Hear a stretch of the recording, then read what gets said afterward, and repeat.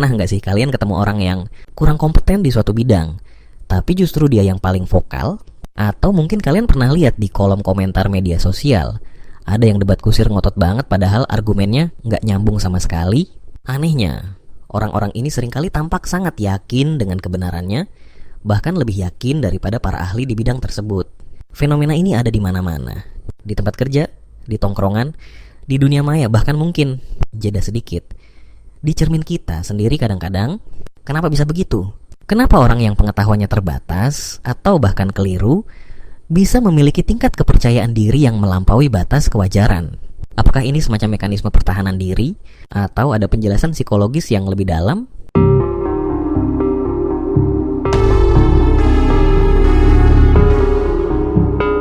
Selamat datang kembali di channel ini. Hari ini kita akan menyelami sebuah konsep psikologi yang mungkin terasa familiar bagi banyak orang, tapi punya nama dan penjelasan ilmiah yang menarik. The Dunning-Kruger Effect. Siap untuk membongkar lapisan-lapisan kesalahpahaman ini? Mari kita mulai. Untuk memahami fenomena ini, kita perlu kembali ke akhir dekade 90-an. Tepatnya tahun 1999. Dua orang psikolog sosial dari Cornell University, David Dunning dan Justin Kruger, menerbitkan sebuah penelitian yang akan menjadi sangat terkenal. Judul penelitian mereka adalah Unskilled and Unaware of It: How Difficulties in Recognizing One's Own Incompetence Lead to Inflated Self-Assessments. Judul yang cukup panjang, tapi intinya sangat jelas. Orang yang tidak terampil seringkali tidak sadar bahwa mereka tidak terampil, dan ketidaksadaran inilah yang membuat mereka menilai diri sendiri terlalu tinggi. Cerita inspirasi di balik penelitian ini, meskipun sering dianggap sebagai anekdot, cukup menarik. Konon, mereka terinspirasi oleh kasus seorang perampok bank bernama MacArthur Wheeler di tahun 1995. Wheeler ini punya ide cemerlang. Dia berpikir, karena jus lemon bisa digunakan sebagai tinta tak terlihat, maka jika dia melumuri wajahnya dengan jus lemon, wajahnya juga tidak akan terlihat oleh kamera keamanan. Tentu saja, idenya salah total. Dia tertangkap dengan mudah karena wajahnya terpampang jelas di rekaman CCTV. Bahkan tampak sedikit aneh karena bekas jus lemon. Yang membuat Dunning dan Kruger tertarik bukanlah kebodohan aksinya, tapi keyakinan penuh Wheeler bahwa rencananya akan berhasil. Dia benar-benar terkejut saat tertangkap. Terinspirasi dari kasus semacam ini dan observasi lainnya, Dunning dan Kruger merancang serangkaian eksperimen. Mereka menguji partisipan dalam berbagai bidang, kemampuan memahami humor, tata bahasa Inggris, dan penalaran logis. Mereka diminta untuk melakukan dua hal. Pertama, menilai seberapa baik performa mereka sendiri dalam tes tersebut, dan kedua, memperkirakan peringkat mereka dibandingkan partisipan lain. Hasilnya konsisten dan mengejutkan. Partisipan yang mendapat skor paling rendah dalam tes, mereka yang berada di kuartil terbawah, secara signifikan melebih-lebihkan kemampuan mereka. Mereka mengira performa mereka jauh di atas rata-rata, padahal kenyataannya mereka termasuk yang paling buruk. Misalnya, dalam tes tata bahasa, mereka yang skornya hanya di persentil ke-12, rata-rata mengira mereka ada di persentil ke-62. Kenapa ini bisa terjadi? Dunning dan Kruger berargumen bahwa masalahnya terletak pada metakognisi. Metakognisi adalah kemampuan kita untuk memahami dan mengevaluasi proses berpikir dan pengetahuan kita sendiri.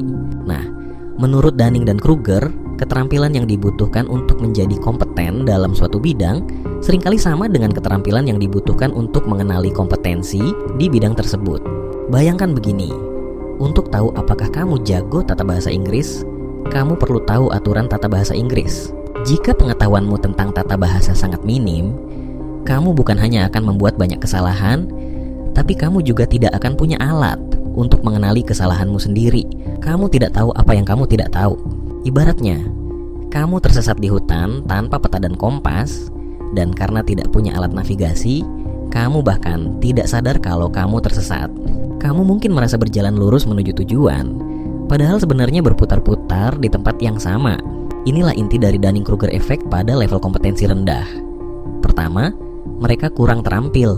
Kedua, kekurangan keterampilan itu merampas kemampuan metakognitif mereka untuk menyadari betapa kurang terampilnya mereka. Akibatnya, mereka mengisi kekosongan kesadaran itu dengan ilusi superioritas, rasa percaya diri yang tidak berdasar. Tapi tunggu dulu, penelitian mereka juga menemukan sesuatu yang menarik tentang orang-orang yang sangat kompeten. Apa yang terjadi pada mereka? Apakah mereka menilai diri mereka dengan akurat? Ternyata tidak juga. Orang-orang yang sangat terampil justru cenderung meremehkan kemampuan relatif mereka. Mereka cenderung berpikir bahwa tugas yang mudah bagi mereka pasti juga mudah bagi orang lain. Ini terkait dengan bias kognitif lain yang disebut false consensus effect. Kita cenderung melebih-lebihkan sejauh mana orang lain setuju dengan pendapat dan kemampuan kita. Jadi si ahli tata bahasa yang sebenarnya ada di persentil ke-90 mungkin merasa, tes ini lumayan mudah kok. Akibatnya, dia mungkin hanya akan menilai dirinya berada di persentil ke-70. Dia meremehkan betapa unik tingkat keahliannya. Jadi Dunning-Kruger effect ini seperti pedang bermata dua. Di satu sisi orang yang tidak kompeten merasa lebih pintar dari yang sebenarnya. Di sisi lain, orang yang sangat kompeten cenderung berasumsi orang lain juga sama kompetennya. Hanya mereka yang berada di tingkat kompetensi menengah yang tampaknya memiliki penilaian diri yang sedikit lebih akurat, meskipun seringkali masih ada bias. Salah satu visualisasi yang paling populer, meskipun tidak dibuat langsung oleh Dunning atau Kruger, adalah grafik yang sering disebut Mount Stupid. Bayangkan sebuah perjalanan belajar atau menguasai suatu keahlian baru. Di awal, ketika kamu baru tahu sedikit sekali, kamu mungkin langsung merasa, wah, gampang ini. Kamu mendaki dengan cepat ke puncak pertama, puncak kepercayaan diri yang tidak proporsional dengan pengetahuanmu yang minim. Inilah yang sering disebut puncak kebodohan atau Mount Stupid. Kamu tidak tahu cukup banyak untuk menyadari betapa banyaknya yang tidak kamu ketahui. Namun, seiring kamu terus belajar dan terpapar lebih banyak informasi atau pengalaman, kabut itu mulai menipis. Kamu mulai menyadari kerumitan subjek tersebut, menyadari kesalahan-kesalahanmu, dan melihat betapa jauhnya perjalanan yang masih harus ditempuh. Kamu terjun ke dalam apa yang disebut lembah keputusasaan atau Valley of Despair. Kamu sekarang tahu apa yang kamu tidak tahu. Tapi, jika kamu tidak menyerah di lembah ini, jika kamu terus belajar, berlatih, dan mencari umpan balik, kamu akan mulai mendaki lagi. Kali ini pendakiannya lebih lambat, lebih sulit, tapi didasarkan pada pemahaman yang lebih nyata. Ini adalah lereng pencerahan atau slope of enlightenment. Kepercayaan dirimu perlahan tumbuh kembali, tapi kali ini lebih selaras dengan kompetensimu yang memang meningkat. Akhirnya, kamu mungkin mencapai dataran tinggi keberlanjutan atau plateau of sustainability. Di sini kamu adalah seorang ahli sejati. Kamu sangat kompeten dan kamu tahu kamu kompeten, tapi kamu juga sadar akan batasan pengetahuanmu dan kompleksitas bidangmu. Kamu memiliki kepercayaan diri yang kuat, tapi juga kerendahan hati intelektual. Dan ingat, di titik ini, kamu mungkin sedikit meremehkan seberapa jauh kamu sudah mendaki dibandingkan orang lain yang masih di bawah. Visualisasi Mount Stupid ini, meskipun penyederhanaan, membantu kita memahami dinamika kepercayaan diri dan kompetensi yang dijelaskan oleh Dunning dan Kruger. Kita semua pernah atau akan berada di berbagai titik di lanskap ini dalam berbagai aspek kehidupan kita. Memahami Dunning-Kruger effect bukan hanya sekadar trivia psikologi yang menarik. Efek ini memiliki konsekuensi nyata dan seringkali negatif dalam berbagai aspek kehidupan kita. Di tempat kerja misalnya, bayangkan seorang manajer yang kurang kompeten tapi sangat percaya diri. Dia mungkin membuat keputusan strategis yang buruk. Karyawan yang sangat kompeten tapi cenderung meremehkan kemampuannya, mungkin ragu untuk menyuarakan ide briliannya, atau tidak berani meminta promosi yang layak dia dapatkan. Ketidakselarasan antara kompetensi dan kepercayaan diri ini bisa menghambat inovasi, menurunkan moral, dan merugikan perusahaan. Bagaimana dengan kesehatan?